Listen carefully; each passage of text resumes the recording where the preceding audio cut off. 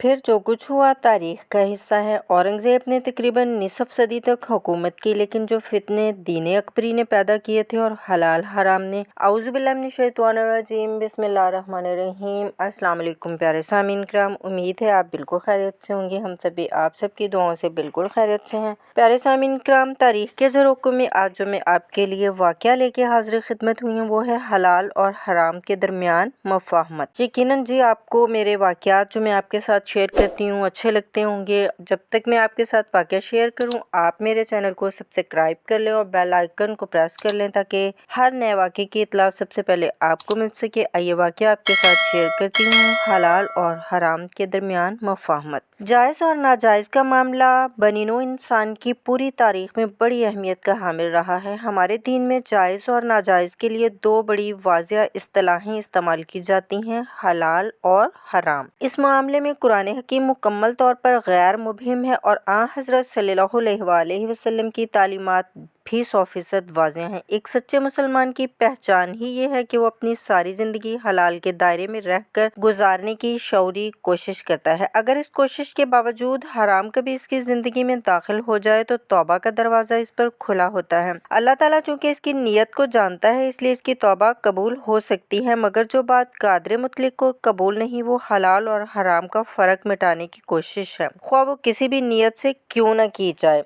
बर्रे सग़ीर के अहद अकबरी को हम कौमी मफाहमत का दौर कह सकते हैं। मुग़लिया सल्तनत के बानी ज़हीरुद्दीन बाबर के पोते जलालुद्दीन अकबर, जिसे तारीख़ में अकबर आज़म के नाम से याद किया जाता है, अगर बर्रे सग़ीर में मुसलमानों का रोशन तरीन अहद शेर शाह सूरी का था तो तारीख़ तरीन दौर अकबरी को कहा जा सकता है। ये वो दौर था जब सियासी मसलहतों और रमूज़ो ममलिकत के नाम पर हलाल और हराम का फ़र्क मिटा डालने की एक शौरी कोशिश की गई।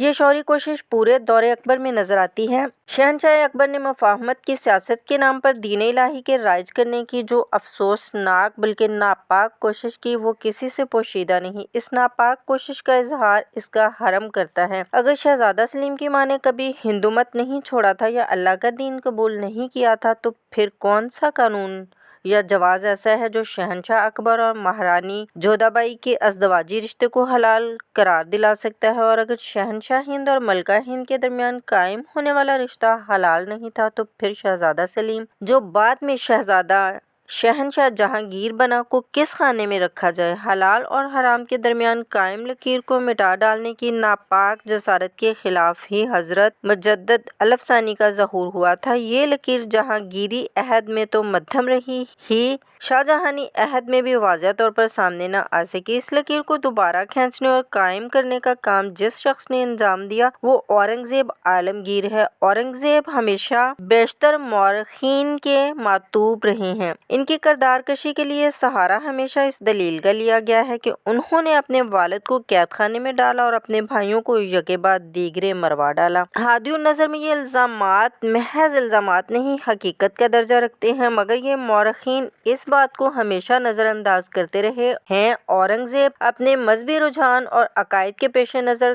दरबार शाहजहानी में पसंदीदगी की नज़र से नहीं देखे जाते थे। जब वो 20 बरस के थे तो इन्हें काबिल की फतह के लिए भेजा गया। इस ज़माने में यह समझा जाता था कि जिस सिपा सालार के सपुर्द काबिल की मुहिम की जाती है इसे एक तरह से मौत का परवाना दे दिया जाता है। औरंगज़ेब ने तमाम अंदाजे गलत साबित कर दी और वो काबिल फतह करके वापस लौटे। ये सूरत हाल शाहजहान और इनके लाडले बेटे दारा के लिए खुश आइंद नहीं थी। चनाचा दिल्ली में औरंगज़ेब के लिए जो जश्न फतह मनाया गया इसमें इन्हें एक मस्त हाथी के जरिए हलाक करने की कोशिश की गई। इस कोशिश में नाकामी के बाद औरंगज़ेब के सपुर्द हैदराबाद दक्कन की शोरशों की सरकोबी का मिशन किया गया। ये भी मशहूर था कि हैदराबाद दक्कन हमेशा ऐसे सालारों को भेजा जाता था जिनको जिंदा न देखना मकसूद हो। औरंगज़ेब ने 17-18 बरस दक्कन की सूबेदारी में गुजारे, तमाम शोरशों पर काबू पाया और पूरे हिंद में इनका तोती बोलने लगा। ये सूरत हाल शाहजहान के लिए परेशान कुन थी। वो जानते थे कि इनके बड़े बेटे दारा के लिए औरंगज़ेब का वजूद बहुत बड़ा खतरा है। चनाचा औरंगज़ेब को इनाम इकराम के लिए दक्कन से دہلی طلب کیا گیا۔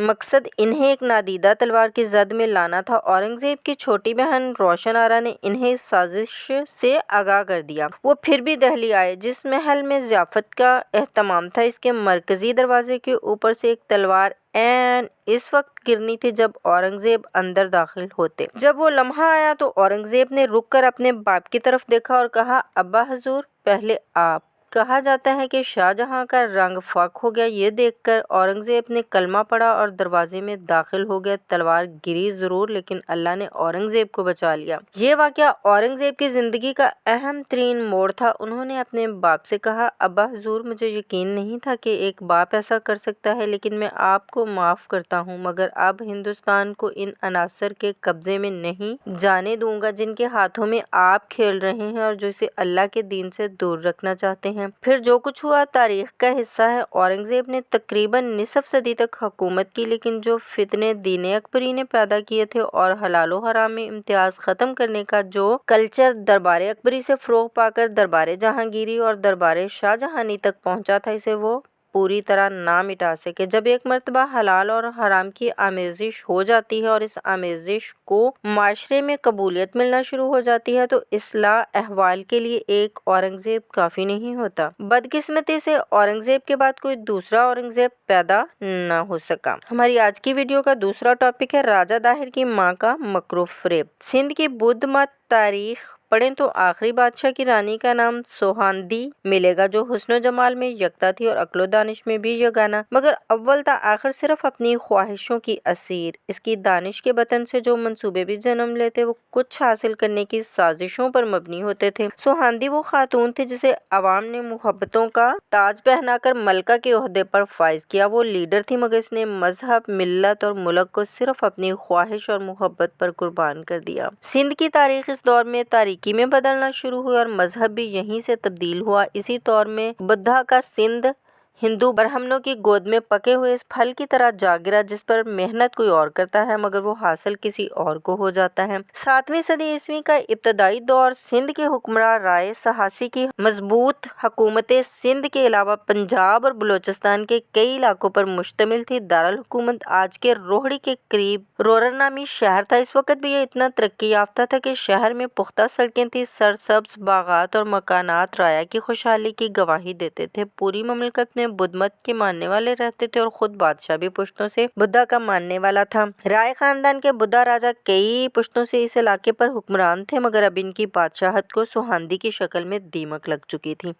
ایک روز راجہ اپنا دربار سجائے ہوئے بیٹھا تھا کہ دربانوں نے شخص کی حاضری کی اطلاع دی۔ راجہ نے سوہاندی کی طرف دیکھا جو اس کے پہلو سے لگی بیٹھی تھی، مگر اس نے دربار میں موجود رہنا پسند کیا اور راجہ نے وزیر چچ کو اندر طلب کر لیا۔ چچ ذات کا ہندو برہمن تھا اور سندھ میں کہیں اور سے آیا تھا۔ دربار میں ملازمت اختیار کرنے کے بعد تیزی سے ترقی کے مراحل طے کرتا ہوا وزارت کے عہدے تک پہنچا اور مقرب خاص بن گیا۔ رانی سوہاندی نے جب اسے دیکھا تو دیکھتی رہ گئی کیونکہ چچ ایک وجیح آدمی تھا۔ اگلے دن ہی رانی کے خاص کارندے چچ کے پاس پہنچ گئے، اسے رانی کا پیغام پہنچایا، مگر چچ نے انکار کر دیا۔ اس کا کہنا تھا 3 چیزوں پر کبھی بھی بھروسہ نہیں کرنا چاہیے، ایک آگ، دوسرا پانی اور تیسرا راجہ۔ میں راجہ کا ملازم ہوں اور اپنے انجام سے ڈرتا ہوں، مجھے اپنی امیدوں کو عبرتناک انجام سے بچانا چاہیے۔ رانی کا اقرار اور چچ کا انکار محض ابتدا تھی، مگر جب ایک بار رابطے شروع ہو جائیں تو پھر بات آگے بڑھتی رہتی ہے۔ سنگن رکھنے والوں نے راجہ رائے کے کانوں تک بات پہنچائی، مگر اس نے یقین کرنے سے انکار کر دیا۔ دربار میں موجود ایسے لوگ جنہوں نے راجہ تک یہ باتیں پہنچائی تھیں، رانی نے انہیں کوڑے لگوا کر دربار سے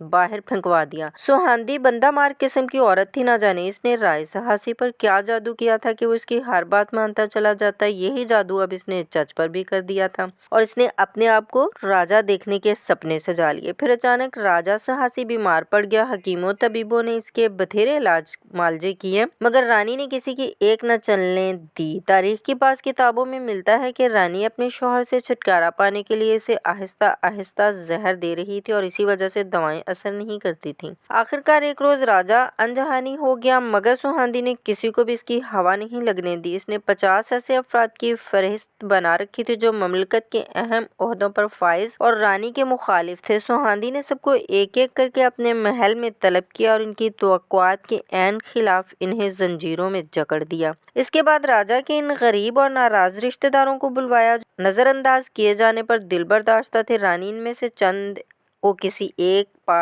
بے زنجیر قیدی کے پاس لے جاتی اور بتاتی، راجا سے تمہاری دوری اور غربت کی وجہ یہ شخص تھا، اسی لیے راجا نے اب اسے قید کر لیا ہے اور تمہیں حکم دیا ہے کہ اپنا بدلہ لے لو۔ اپنی زندگی بھر کی ذلتوں کا ذمہ دار سامنے دیکھ کر غریب آدمی فوراً آپے سے باہر ہو جاتا اور قیدی کو مار ڈالتا۔ اسی طرح 50 کے 50 مخالفین خاموشی سے موت کے گھاٹ اتر گئے اور کوئی بڑا مخالف سامنے نہیں رہا۔ اس کے ساتھ ہی رانی کے حمایتیوں کا ایک طبقہ بھی پیدا ہو گیا، کیونکہ اس نے جن لوگوں سے قتل کرائے تھے انہیں بھاری انعام بھی دیا تھا۔ راتوں رات امیر بن جانے والے رانی کے حمایتی تھے۔ ہر طرف سے اطمینان کرنے کے بعد اس نے ایک روز دربار منعقد کیا اور درباریوں کو بتایا کہ راجا رائے اتنا بیمار ہے کہ دربار میں نہیں آ سکتا، مگر اس نے چچ کو اپنا جانشین مقرر کر دیا اور اب وہی حکومت کے معاملات دیکھے گا۔ اگر کسی کو کوئی اعتراض ہو تو بتائے۔ اعتراض کرنے والوں کا حشر سب کے سامنے تھا۔ اب مزید کس کا دم تھا؟ یوں ایک ہندو برہمن جو پجاری اور ویدوں کا عالم تھا اور سندھ سے اس کا تعلق بھی نہیں تھا، وہ رائے خاندان کی بدھ سلطنت کا بادشاہ بن گیا اور اس کے بھانجے بھتیجے جو مندروں اور کھنڈروں میں ایک وقت کے کھانے کی تگ و دو میں جی رہے تھے، شہزادے کہلانے لگے۔ چچ کی حکومت 30 سال قائم رہی۔ اس عرصے میں ہندو برہمن نے سارے بدھوں کو بھی ہندو بنا دیا اور سندھ ہندو مملکت کے طور پر مانا جانے لگا۔ چچ اور رانی سوہاندی کے 2 بیٹے ہوئے، جن میں سے ایک راجا داہر کے طور پر تاریخ میں محفوظ ہے۔ یہ وہی ڈاکو حکمران ہے جو مسلمان تاجروں کو لوٹا کرتا تھا۔ اسی سے اپنی عزت بچانے کے لیے کسی مسلمان عرب عورت نے سندھ کے ساحل پر حجاج کو پکارا تھا اور اس کے جواب میں محمد بن قاسم سندھ میں آئے اور راجا داہر مارا گیا۔ راجا داہر اسی دھوکے باز رانی سوہاندی کا ڈاکو بیٹا تھا۔ پیارے سامعین کرام، اگر آپ کو واقعہ اچھا لگا ہو تو لائک شیئر ضرور کیجیے گا اور کامنٹس میں بھی اپنی رائے کا اظہار کیجیے گا۔ اجازت دیں، ملتے ہیں آنے والی ویڈیو میں کسی اور واقعے کے ساتھ۔ اپنا خیال رکھیے گا، دعاؤں میں بھی یاد رکھیے گا۔ اللہ آپ سب کا نگہبان۔ اللہ حافظ۔